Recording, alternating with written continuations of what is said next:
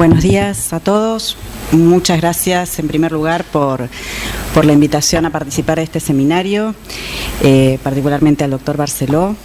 Y lo que yo voy a tratar de resumirle en los próximos minutos es un poco cuál es el rol del Comité Central de Ética en Investigación de la Ciudad de Buenos Aires, particularmente focalizado en un par de aspectos que tienen que ver con lo que es las acreditaciones de los comités de ética, la supervisión y el registro. Se supone que... ahí está. Perfecto. Bueno, como muchos de ustedes ya sabrán, la ley 3301 que se promulgó en el año 2009 en la Ciudad de Buenos Aires, que es la ley de protección de los sujetos que participan en investigación, en su artículo 13 determina que la autoridad de aplicación, que en este caso es el Ministerio de Salud de Ciudad, va a conformar un comité central de ética en investigación, y en ese mismo artículo describe todas las funciones que va a tener ese comité. En el año 2011 se reglamenta esa ley y se emite una resolución en la que se designan los miembros que conforman dicho comité.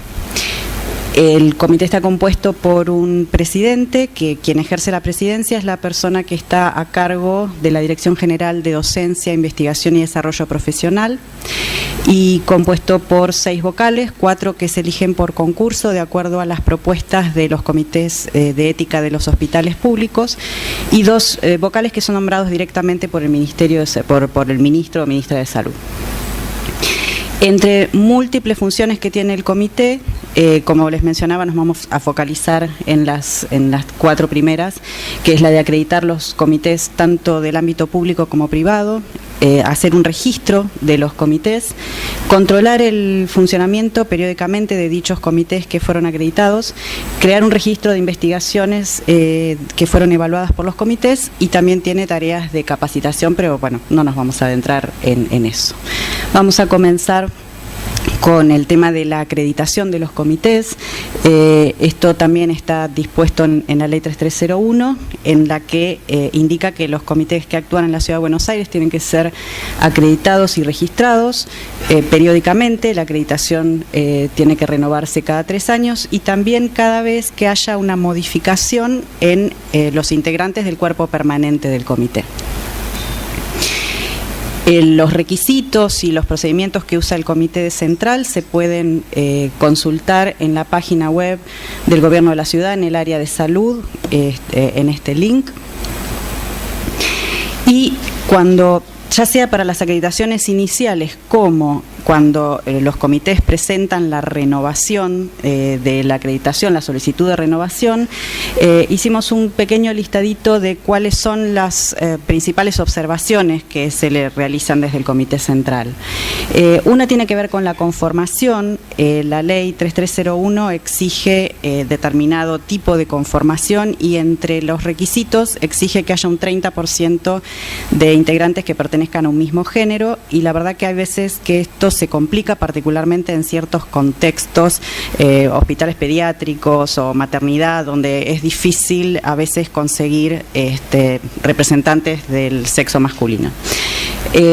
Con respecto a la capacitación, también el Comité Central evalúa que los integrantes tengan una capacitación más que nada específica en el área de ética de investigación, tanto en la parte inicial como cuando los miembros se presentan para renovar su integración, que en el periodo de 3 años hayan tenido alguna actividad, participación en seminarios, cursos, cualquier actividad o presentación de trabajos o escritura de artículos relacionados con el tema de ética en investigación. A veces surgen también observaciones con respecto a los procedimientos operativos del comité, en cuanto a que por ahí no respetan los lineamientos que están estipulados en la ley 3301. Y particularmente en el área de los hospitales públicos de la Ciudad de Buenos Aires, un serio problema que muchas veces tenemos es que los directores de los hospitales le asignen las horas a los integrantes del comité que necesitan para desarrollar su actividad. Esto tiene que estar determinado por una disposición de los directores de los hospitales, y muchas veces hay comités, hay hospitales que tienen dificultad para que los directores les acepten y sus jefes respectivos les permitan asistir a las reuniones y dedicarle el tiempo que requiere el trabajo del comité. Esto es un gráfico que muestra la situación actual, digamos, desde el 2011, que se empezaron a acreditar los comités hasta ahora. Hay 30 comités acreditados, o se acreditaron 30 comités en los hospitales dependientes del gobierno de la ciudad y 48 comités de ética de centros privados. A lo largo de los años, obviamente, bueno, la ley se reglamentó en el 2011, así que el grueso del trabajo de acreditación inicial estuvo concentrado entre los años 2012 y 2013. Los últimos hospitales públicos en adquirir una acreditación inicial lo hicieron en el año 2014 y a partir del 2015 se han presentado nuevas solicitudes de acreditación de instituciones privadas, de comités de instituciones privadas. Con respecto a los hospitales públicos, actualmente hay 21 de los 30 que tienen su acreditación vigente y 9 con la acreditación vencida. Y esto es un tema que nos preocupa bastante, o sea, tenemos casi un tercio de los hospitales del gobierno de la ciudad que tienen sus comités en este momento no activos y es algo que estamos tratando de trabajar y de asistir a los hospitales y hacer asesoramientos para ver cuáles son las dificultades, porque la idea, sobre todo en los hospitales que tienen actividad académica, que tienen residentes, es necesario que exista un comité que evalúe los proyectos de investigación. En el ámbito privado, 41 comités tienen su acreditación vigente, 3 que tienen la acreditación vencida y en este periodo hubo 4 instituciones privadas que decidieron no seguir adelante con la actividad de su comité de ética en investigación y que solicitaron el cierre del mismo. Como dije antes, la vigencia de la acreditación es por 3 años y una aclaración que si un comité presenta una solicitud de renovación de acreditación por cambio de sus integrantes, esta nueva acreditación no interrumpe el plazo inicial, ¿sí? Sino que se mantiene el plazo estipulado por la disposición de acreditación. En lo que respecta a otra de las funciones que tiene que ver con el control y la supervisión del funcionamiento de los SEIS, también existen una serie de procedimientos operativos que utiliza el Comité Central y que en la misma página se pueden consultar cuáles son los procedimientos que se siguen en las visitas de supervisión. La supervisión, así como la acreditación abarca los comités del ámbito público como privado, también la supervisión los incluye.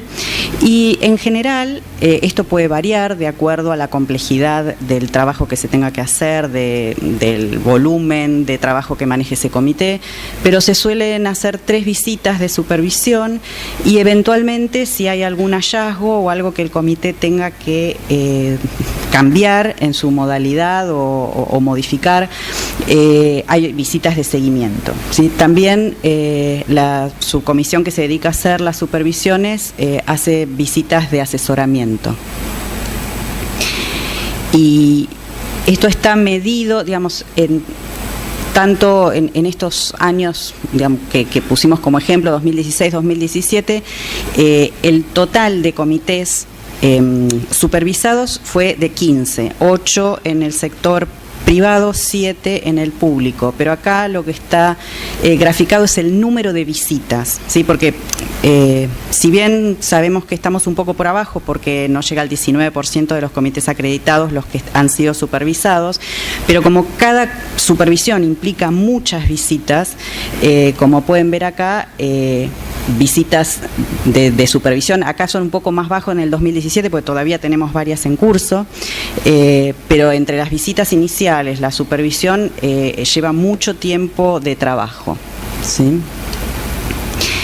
Y cuando va la subcomisión de supervisión a los comités de ética, acá pusimos alguna de los hallazgos que son más frecuentes.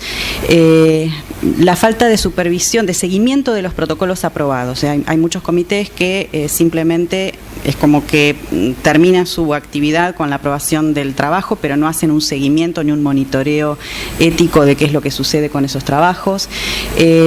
Muchos comités no envían, ahora después vamos a hablar del tema del registro de investigaciones, pero no envían las investigaciones para registro a nivel central.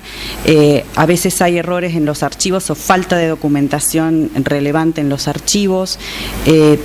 En algunos casos no hay un seguimiento como corresponde de los eventos adversos que han sufrido los participantes de la investigación, o no están consignados en las actas, por ejemplo, ni qué pasó con ese paciente, si se hizo un correcto seguimiento de su seguridad. En algunos casos se han detectado que los comités han aprobado estudios con la acreditación vencida.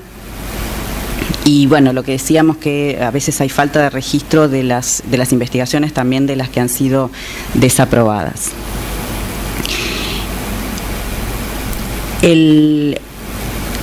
Digamos, otra de las funciones del Comité Central es registrar las investigaciones que han sido evaluadas por los comités. Es decir, todos los comités públicos y privados deben enviar al Comité Central las investigaciones tanto que han aprobado como que han rechazado, para que se incorporen a un registro centralizado. Es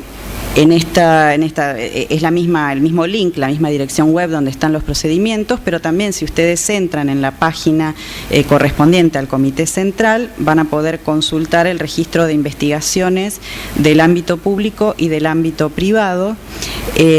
En teoría, como les decía, nos tienen que enviar todas las aprobadas y desaprobadas, y el fundamento de esto es, si se hiciera en tiempo y forma como corresponde, es que al ser un acceso público, otros comités o la misma gente pueda saber que, por ejemplo, el estudio A fue aprobado en un lugar y rechazado en otro, y muchas veces, otra de las funciones que se cumplen desde el comité es cuando hay dictámenes disímiles entre dos centros, se citan a los comités respectivos para que den su fundamentación de por qué uno aprobó, por qué otro rechazó, y eventualmente puede ocurrir que alguno cambie su dictamen. En general esto no es así, pero en estos casos, como nos ha ocurrido en varias situaciones, se exige medidas adicionales de supervisión y de cuidado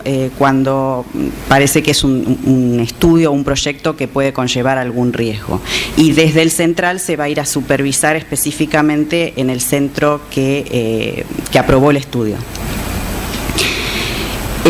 Si nosotros vemos, lo que han sido los registros desde el año 2012 hasta ahora, tenemos una caída en la cantidad de trabajos registrados que no tiene una lectura única. Claramente yo no creo que se esté investigando menos en estos últimos años en la Ciudad de Buenos Aires. Lo que me parece es que falla el mecanismo de registro de las investigaciones, ¿sí?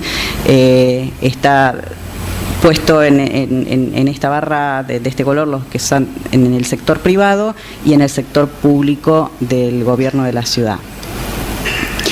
Y si lo analizamos desde el punto de vista de la fuente de financiamiento de los estudios, estudios que no tienen ningún patrocinio, estudios que tienen un patrocinio privado, en donde se incluyen también algunos estudios patrocinados por sociedades científicas, o del ámbito público, ya sea becas Salud Investiga, Ministerio de Ciencia y Tecnología, CONICET, lo que vemos es claramente que en el sector público predominan las investigaciones que no tienen ningún tipo de patrocinio, y una representación relativamente pequeña, diría, también de lo que son las investigaciones con patrocinio público. Pero también esto hay que leerlo con cuidado, porque no siempre cuando se envían a registros se aclara si ese proyecto está recibiendo un subsidio, por ejemplo, de investigación. Y en lo que respecta al sector privado, claramente predominan, al menos en estos años, las investigaciones con patrocinio privado, pero en los últimos años se balanceó un poco. Esto también creo que es un sesgo de, si se quiere llamar, de publicación o de registro, porque recibimos mucha cantidad de reportes. O sea, hay determinados comités de instituciones que tienen residencia, donde tienen mucha actividad académica propia, que envían mucho a registro, y entonces cuando después procesamos los datos da esta situación de casi 50 y 50 entre lo patrocinado y lo no patrocinado. Para ir terminando, les comento algunas cosas que consideramos un logro dentro de, digamos, de estos años de trayectoria de existencia del Comité Central. El Comité tiene una estructura que está sistematizada y que es sólida. Los integrantes están muy comprometidos con los temas éticos y con la protección de los sujetos de investigación. Y si bien estamos en continua revisión de los procedimientos para adaptarlos un poco también a la situación real de campo cuando se llevaron a cabo, el sistema tanto de acreditación como de supervisión está bien consolidado. Y tenemos por delante muchos desafíos. De hecho, en este momento estamos en un periodo de transición, de cambio de autoridades. La directora, cambió la directora general del área de docencia e investigación y actualmente es la doctora Laura Antonietti, que está tomando funciones en estos días, así que eso ya de por sí es un desafío para todos. El tema del registro, sabemos que no está cumpliendo bien la función que debiera cumplir y tenemos que desarrollar un sistema que sea, como decíamos, contemporáneo, que sea completo, que sea ágil, que digamos, brinde mucha más información de la que tenemos actualmente y que sea más preciso, ¿sí? Tenemos que incrementar las supervisiones a los comités. Acá estamos un poco limitados por el recurso humano. Como vemos, se requiere mucha actividad de salida de campo y la verdad es que nos falta gente para hacer esa tarea. A nivel de los hospitales públicos, realmente que se tenga en consideración, que se le dé la importancia que tienen que tener los comités de ética, que no siempre ocurre, no siempre hay un apoyo por la parte de la dirección de los hospitales a la actividad de los comités. Lo ideal sería que existiera una estructura orgánica, pero eso creo que no creo que sea posible, al menos no en el periodo inmediato. También sabemos que tenemos que desarrollar una red que nos permita una comunicación más fluida entre los comités para justamente cuando se presenta algún dilema ético relacionado con una investigación podamos tener una comunicación más ágil entre los distintos integrantes. Y también desde el punto de vista administrativo tenemos que optimizar bastante lo que es la recepción y la distribución de la documentación. Estos son los integrantes actuales del comité, como les decía la doctora Laura Antonietti, que es la presidente y que es la directora general actual, los vocales y los asesores del comité. Y estos son nuestros datos de contacto para cualquier consulta o inquietud que quieran hacer. Muchas gracias.